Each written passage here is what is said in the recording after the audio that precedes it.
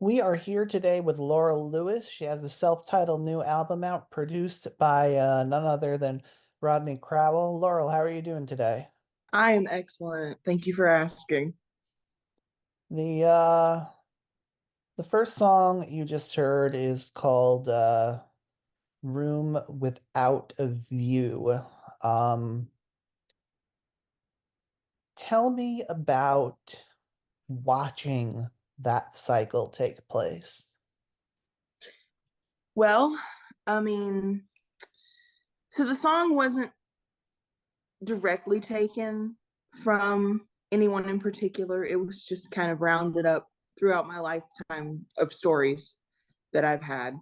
And Rodney helped me write that one. I got the idea for it at the songwriting camp, and I was paying attention in the songwriting camp for sure, but I wanted kind of like just a story song to just talk about addiction and trauma. And I that's what I did. I went to my paper and my pen and made some tough decisions in the song, you know? What do you mean by tough decisions? Well, I just mean like choosing to write about someone who loses their life due to addiction. Yeah, it was maybe not exactly uplifting, but certainly very real. Very true, yes. Um, why is that a topic that was important for you to cover?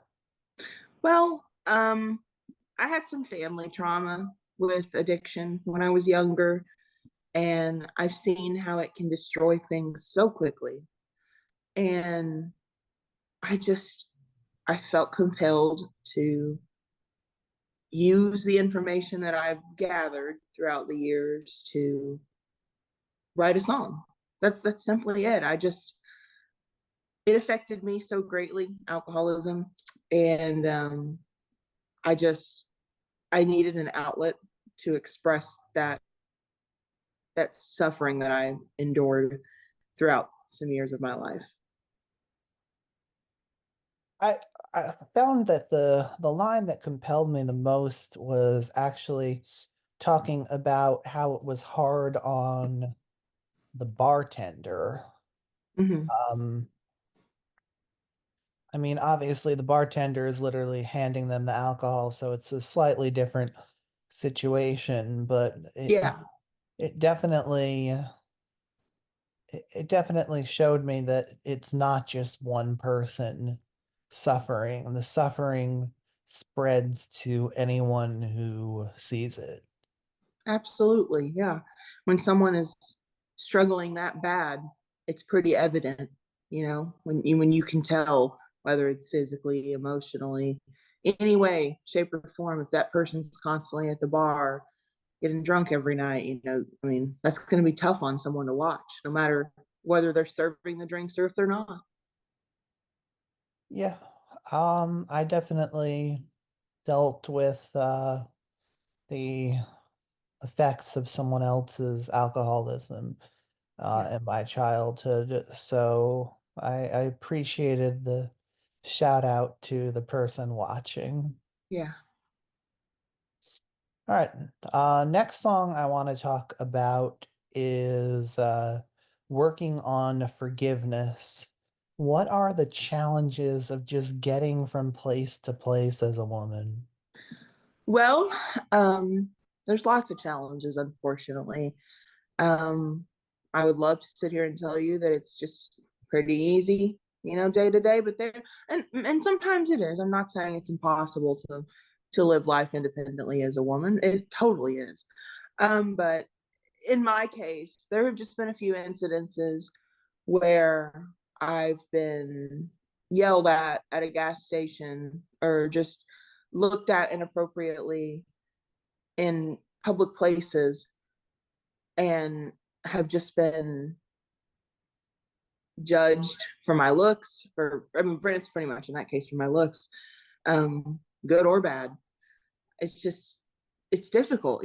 Women are constantly judged for their bodies anytime you post anything on social media, anytime you're out and about, for some reason there are some people in the world who feel it's okay to make negative comments and weird remarks and faces about women when they don't even know that person as an individual. They just know them as, hey, I've seen this body on the street. Let me talk about that. Yeah. Why did you center it around the phrase working on forgiveness?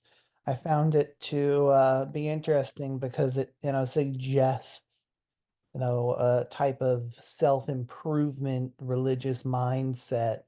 And it sounds like you're rejecting that just as much as you are the notion that these men have the right to say anything.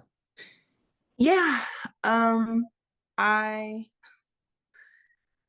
I mean I want to forgive those kinds of people because that's just I want to be the bigger person and the better person, because I think forgiving people is very important, because it's hard to hold grudges against several people for your entire life. It's very difficult. Um, but the more that it happens to you, the less likely I'm going to forgive you, because even if it's not the same man or human being doing it the every time, it's just when that situation keeps arising, it just becomes extremely difficult to be like, hey, I can brush this off, because it weighs you down so much.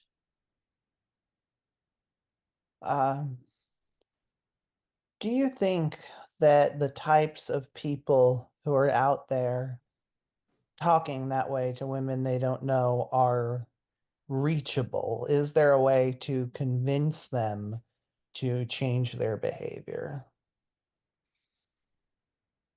I mean, I would like to think so, but I I think anyone can try to change with enough help and enough education. I would like to believe that, at least.